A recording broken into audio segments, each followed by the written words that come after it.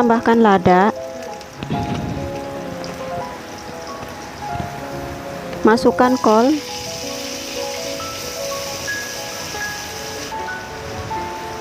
masukkan toge,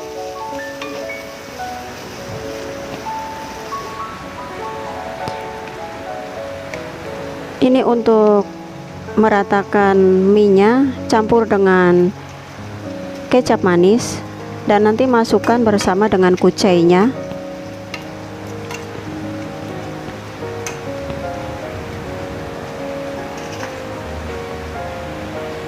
Oke teman-teman, kucai dan mie instannya sudah dimasukkan, campur menjadi satu.